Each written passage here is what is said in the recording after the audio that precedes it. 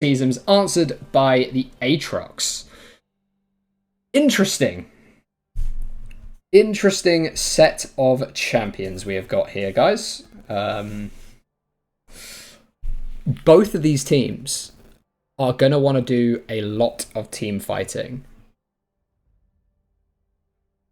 And I'm quite looking forward to that.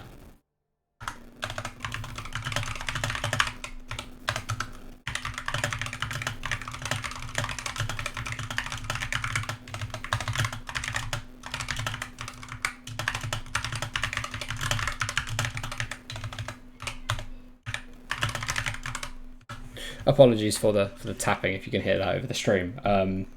Just dealing with a couple of things for my team's game later. But now we turn our full attention. So 3 minutes and then we will be underway with game number 3 of the day. For game number 2 of the day,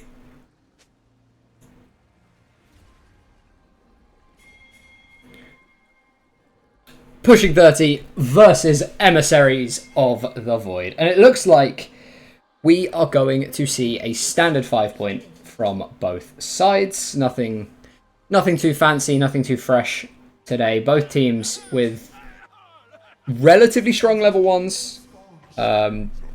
Yeah, so no one really going to want to force anything through and potentially set themselves behind early. It's going to be interesting to see how these matchups play out, but we do get a pause to kick things. But we are back underway as a Never Move and a Chomp going to connect early. A little bit of chip damage, but then Karma Chameleon going to do some in return with the Foxfires. So no harm, no foul. Inti managing to clear that first ward there from Beckler. A little bit of extra XP in the back pocket of the Leona. So we'll hit level 2 slightly earlier. We are fine. Standard little pause, the pause bug. Right, fix your spectator client, please. But yeah, so it is going to be the Aphelios in the mid lane, and I'm very intrigued to see how Granny Spanner is able to play this one out. I assume fine. But we shall see. I have been proven wrong many a time before. I do find it interesting though to take the Swain in conjunction with the Leona here though. Typically Yanara, if you are able to set her behind early, does struggle considerably.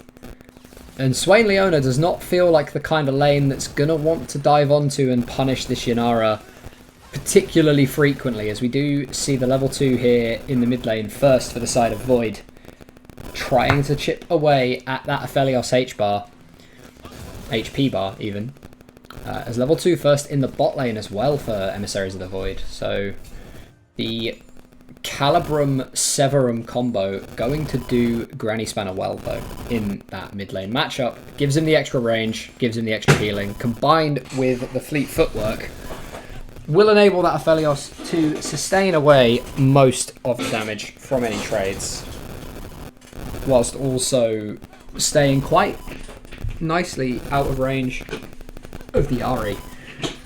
Never Move going wide once again. Scott does seem to have the movement so far, as Beckler taking a little bit of poke. Nothing too noticeable. The potions should heal a lot of that off, combined with the biscuit. And it's a pretty cagey affair to start this one off. Both junglers started on their bot side, clearing up towards their top lane camps. So maybe we will see some action. That slow coming through once again. Such an oppressive ability there from the Yanara, throwing that spinning slow. As we are going to see the wave attempted to be crashed under tower here, but Outlaw and Inti going to catch it. Outlaw trading away quite a lot of HP for this, as Teasms shackled, will get pulled back, but dodges the knock-up, the sweet spot for King Terry, not able to be found. As both junglers sniffing around the top lane, the Scuttle Crab picked up for Cooper, as Fisher Gonna walk in, but the Trundle is in the area. The Frozen Domain thrown down. Teasum's having to flash away. Diving back in. Will find the flip and find First Blood. King Terry now trying to find something, but it's not gonna be enough. A double kill for Cooper in the top lane. He got MVP last time these two teams met. And he wants this game to go in exactly the same way. The Trundle counter-ganking well and finding an avenue on the top side. Apparently my mic is crackling a lot. Apologies. I have no idea. Hopefully it's getting better. I don't know. Yeah, I genuinely don't know. Might be a dodgy connection somewhere, but I don't know where my mic connections are. But anyway, after all of that excitement on the top side, it is about a 1,000 gold lead for pushing 30. And yeah, a Sheen already picked up for the Trundle will allow significant amounts of damage to come through going forward.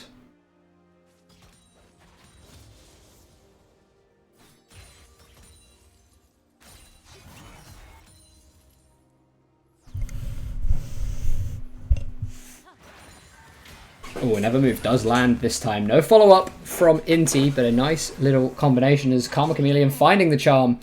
Spirit Rush is going to be forced out, getting the Ahri away to safety. Very hard champion to gank after level 6 is the Ahri. As a flash forward with those Spirit Rush charges, lands the charm. The Gravitum does come through with the Infernum AoE. A nice little trade back from Granny Spanner, but Karma Chameleon definitely winning out on this early aggression. Gets the barrier in trade for the flash. Although the defensive summoner will be first to come back off cooldown. So a window maybe to punish.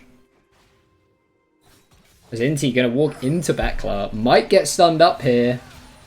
Won't do. Goes back in with the Zenith Blade. The Vision of Empires will find the slow. Cleansed away though. The Ignite ticking. Waiting too long. As Outlaw flashing forward. Not going to be able to find the damage on to the Yanara. As Inti will answer it back. Claiming the feats of warfare. Bekla though will slowly, surely secure the kill. It's a little bit of supportal combat to end that bot lane trade. 2 for 1. For the side of Void, as Teasum's starting to bully King Terry a little bit here on the top side. The early advantage from those 2 assists, helping the Urgot out a lot. Means he's got that full phage, where King Terry on the other side only has components.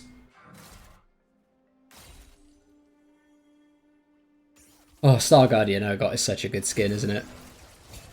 How can you not love it? It is just amazing. Using that machine gun arm to push the wave in. Chemtech Dragon is the first one up on offer. The Maokai going to get knocked back here. Pulled in by the Nevermove, and the Zenith Blade connects. Flash over the wall will get Mr. River Fisher out to safety, but pretty much secures the Dragon on its own for pushing 30. And yeah, really solid start here for pushing 30. They have been able to get a very strong foothold in this game. But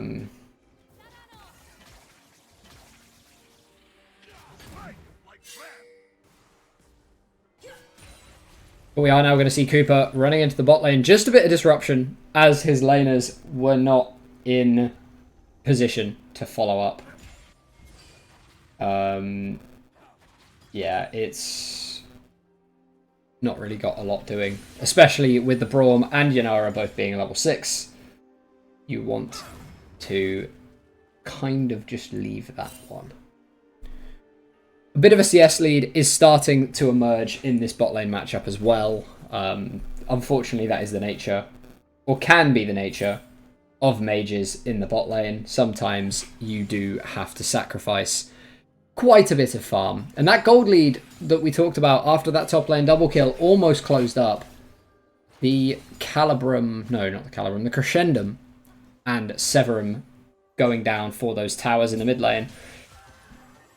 Showing Granny Spanner has got his gun orders ready. The Never Move lands, an Outlaw farming some Swain stacks onto the Yanara. Not the most mobile of AD carries without that ultimate running. And yeah, Outlaw just trying to get that HP, trying to scale up, trying to do his thing. Void Grubs looking like the next target though, and as Inti has already moved up for them, I don't foresee much contest from the Emissaries of the Void. We do have Jasmine loitering in the area and going to cancel the recall, so the Maokai's still here. Inti moving back down towards this bot lane. Outlaw potentially about to get dove here. Does have the Demonic Ascension. Holding it as long as possible. The Glacial Fissure comes through. Solar Flare not going to connect, but will be a kill answered back for Inti. And now the supportal combat kicks off once again. Leona versus Braum. They've both been pretty one-sided. Inti's going to claim 2 and will get the credit this time. 3, 1, and 0 on the Leona. You'd much rather the kills go over to the enemy Leona, if we're being honest. But yeah, maybe Inti will get to that Knight's Vow or that. God, I should know what these items are called. I play support, but should get to any of the chosen support items. A little bit quicker. The Locket of the Iron Solari already picked up. 11 minute support item completion. That is quite nice for the side of pushing 30. Outlaw though may be in trouble. The slow's going to land. Beckler in the area, dodges away from the money bag. Does not have the flash available. Lands the slow, and the trophy comes down. Outlaw will fall, but Scott surely going to drop in trade. Cooper joining the fray, and there's no supportal combat this time. It's another double for the Trundle. Outlaw really struggling in this early laning phase. But his team doing very well, bailing him out. And even if the Swain is falling a little bit behind, they are taking advantages elsewhere. Inti backing off, grabbing the plate gold. And again, this Leona just getting more and more fed. But first item completions are starting to come through. We have a Triforce, a Blackfire Torch, and a Locket on the side of pushing 30. We've got a Malignance and a Bork on the side of Void, as the World Ender going to be popped in the top lane just for a little bit of pressure for King Terry. Another knock-up going to land. 1 or 2 more sweet spots. Could be a little bit dangerous for Teasums. Dragon coming up soon though. Mountain Drake to have things off here as the second one of the game. Big damage onto Granny Spanner. I'm going to be paying some close attention to this. I mean, I've been keeping an eye on the Aphelios throughout this game. And, you know, Granny Spanner, he's keeping up. He's not been shoved out of the lane completely. As another charm is going to land though. The barrier popped preemptively. The damage not going to come through. Here is the Infernum ultimate. Burning that Moonlight Vigil just before a dragon fight. The Spirit Rush also forced out though. Tried to go back in there. Did Karma Chameleon. As Outlaw again just taking so much poke in this lane. As Dragon will be started off here by the Emissaries of the Void. Teasums and King Terry both with their first items completed as well. That top lane brawl only going to get even more intense. You'll love to see it. As this dragon looks like it's going to just be given away. Inti does now spot it out, is aware of the dragon HP. Beckler will find a way in, as does Inti onto Karma Chameleon. The Ahri burning down. The dragon is secured, but the mid laner for Emissaries not able to join the fight. Scott trying to go forward, rooted up by the Graviton, will be taken down as the first of the fight. Outlaw finding a kill with the Demonic Ascension, and Cooper picks up another pair. Teasums in the top lane as well, fighting away with King Terry. And right now, pushing 30, winning everywhere on the map. A nice flash away from Teasums, and now the flip back, the Veer Beyond Death, and yeah, 4 for 1 globally. Pushing 30 might be checking out of the retirement home with this one.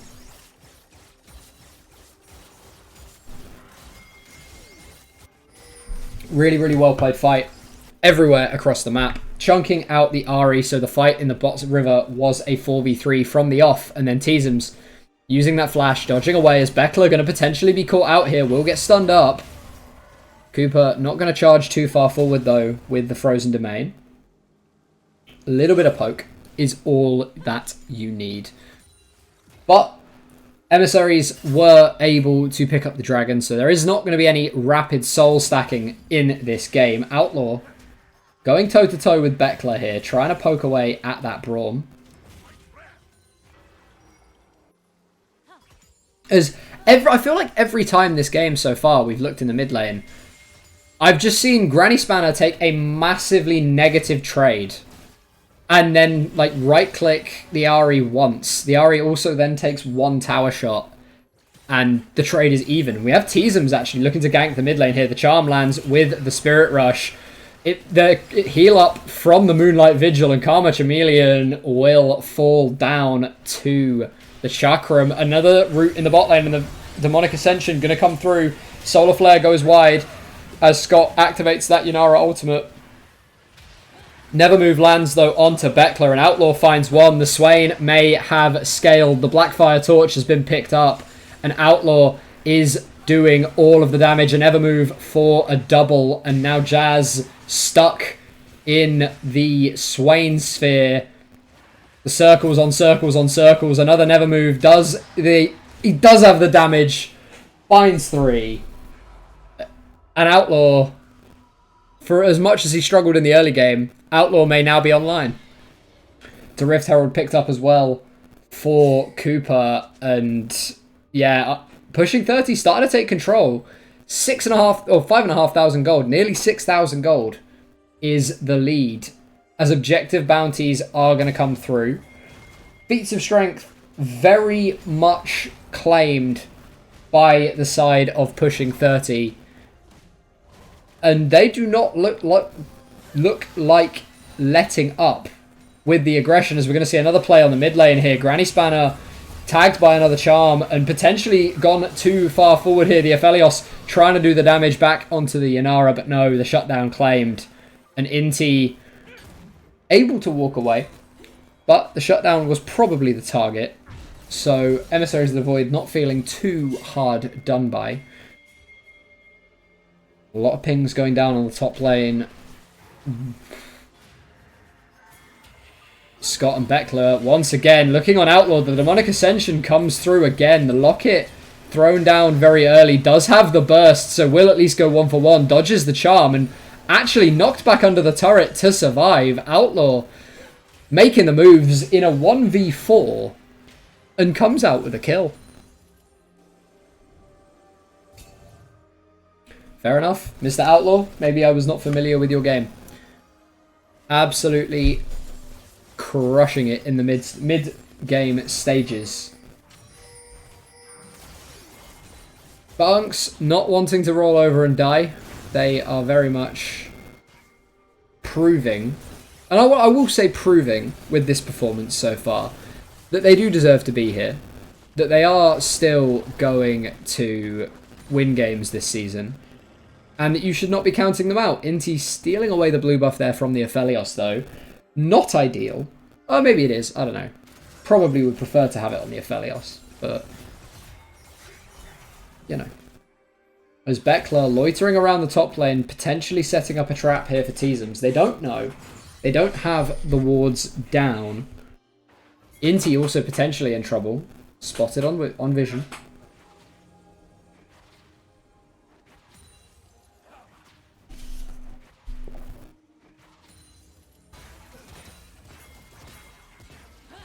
And again, going to be looking onto the mid lane. Wanting to get this mid lane tower down as Teasums on the flank. Going to get jumped on by the Maokai. The nice slow, though, from Yanara will keep everybody alive and push everyone out of the fight, as Teasums will be satisfied with just a Scuttle Crab. The shotgun legs doing work. On the other side of the map, Dragon will be claimed first of the Infernal Drakes, because it is the Infernal Rift in this game number 3. As we are going to see an engage onto Beckler here, the trophy will knock the Trundle back. Nice cleanse onto the Solar Flare. It will just be the 1 kill picked up. Does have the trophy available again soon, but not going to be used. Outlaw on the side lane, keeping the Ahri in check. Didn't touch on this earlier, but there is a teleport advantage in this game inherently for the side of Emissaries of the Void. They've got 2, Unks only with the 1, so moving people out to the side lanes here, like they are doing with Outlaw, gets a little bit more difficult when you have less teleports than your opponents. Will be able to just clear the waves though. And to be fair, with the Atakan spawning on the bot side in about 5 seconds, he wants to be down on the bot side anyway. Will take a reset before the objective, probably to get a full item. No, does just grab an arm guard, so has that stopwatch. Very powerful active to have though for this Swain. As we do see Teasums with the teleport running up towards the top side, wanting to get a little bit of pressure up there and keep King Terry away from this Atakan, maybe to force a 4v4. Herald going to be thrown down in the bot lane. The final outer tower for Emissaries is the one on this bot side. Outlaw going to drive the Herald in, will claim the tower. Very, very nice to have when the Atakan is down here, and the Herald being driven forward once again will find the knock-up, and he's going to try and drift it through the jungle. Not able to do so, as the Nature's Grasp going to be thrown down in the top side. Nice flash from Teasums will get him away, and it looks like he should be able to make it to the tower safely here. No, flash forward from Terry, flash forward from Scott. The Ethereal Chains will land, and Teasums going to go down, will get shut down by Scott on the Inara. But it is going to be in trade for the Atakan, so I don't think the Unks will be too upset with that, especially if they can find the Ahri here. Doesn't have the Spirit Rush available, doesn't flash the Solar Flare, and that is one very, very dead Ahri. Uses the flash after the stun has worn off. Probably should have accepted the death there. And that will be an inner tower for pushing 30. Objective bounty answered though on the top side, so it's a kill and a tower for an Atakan and a tower. I know what I'd prefer, and I think pushing 30 got the preferred side of that trade. Yeah, not too sure about how Emissaries of the Void will be feeling with that one. Infernal Drake coming up in about 2 minutes time. We'll probably see another fight there. More and more items starting to come through. As yeah, it looks like it will be the Shadow Flame. Thank you, chat. I will keep. I have got you guys open. I am looking. I am noticing. But the gold lead remaining around that 5,500, 6,000 mark is kind of okay for both teams. For pushing 30, it means, you know, they'll stay ahead. They'll be able to kind of dictate what happens on the map. But for Emissaries of the Void, if you are not falling further behind, like if you are at a deficit and you are trading even, then you are winning. Because you're slowly scaling, you're slowly getting your items, and you're slowly getting to your power spikes. Teasums, though, wanting to get himself further ahead, looking here onto the Inara, but might be caught out. The Glacial Fissure going to come through. Granny Spanner going to try and save his top laner, but he's not got enough. As Beckler now flashing forward, tags Granny Spanner with that slow. But it's not enough to follow anything else through. Teleport will be available for the Urgot, who does respawn before the Dragon. So potentially not going to impact the fight. The 4 men of pushing 30 taking control of this bot side jungle and looking for a potential death trap here. The objective bounties are about to wear off, and mid lane tower will likely be claimed here. Will not, actually. They don't go for it. Outlaw... Oh, no, they do. They do grab it. The Winions grab the mid lane tower, as we are going to see Jasmine just blown up. The Maokai deleted from the fight, as now Bekla is the target. A teleport coming through from Kama Chameleon. Trying to get involved, trying to ward off this pushing 30 aggression. Bekla looking for Granny Spanner, but the minion, the hero minion, diving in the way. Protecting his mid laner, as we now see Kama jumped on again. The Moonlight Vigil coming through. The Ahri going to be the target. There's not enough until the Gravitum is reactivated. And that should be a dragon. Yet Cooper taking it while the rest of the team fight. So objective bounties, they just fell off. We're going to get them all over again. And again, the gold lead, it is extended slightly. It is now 6,500. But it's not extending by a lot. With Baron about to spawn, though, that could be the potential, the straw that breaks the camel's back. Teasms and Bekla are going to run into each other. Nothing really to happen. Just a Winter's Bite thrown through. Bekla probably going to want to step forward and clear this control ward. I don't think Teasms can defend it. The Hull Breaker on this top lane cannon will be nice and helpful, but is going to be pushed back. Outlaw walking up very, very deep on his own. Will try and wrap around here on the Emissaries bot lane. Does not find the Never Move, but a trophy will find Bekla. And all of a sudden, the game getting very cagey. Very, very cagey. Both teams wanting to posture around this Baron. Inti potentially caught out by the Infernal Chains. Will get pulled back in. The Vision of Empires will tag people up. But Inti just going to drop. The Solar Flare throwing himself in. Knows he's going down. Now Teasm's the target. Teasm's deleted. Scott is online. The Exhaust going to lock the Inara out of the fight. But the Trundle will answer it back. Aatrox next to fall. And it is just a massacre. They're pushing 30. They're pushing your health bars down to 0. 3 for 2 on the team fight. A really nice turnaround by the members of Pushing 30, sacrificing the front line and letting the Trundle, Aphelios and Swain go ham. It will now be Baron, as Kama answering in the bot lane with an outer tower. But with this Baron buff, can Pushing 30 look to push all the way through and take their first Nexus in a couple of weeks?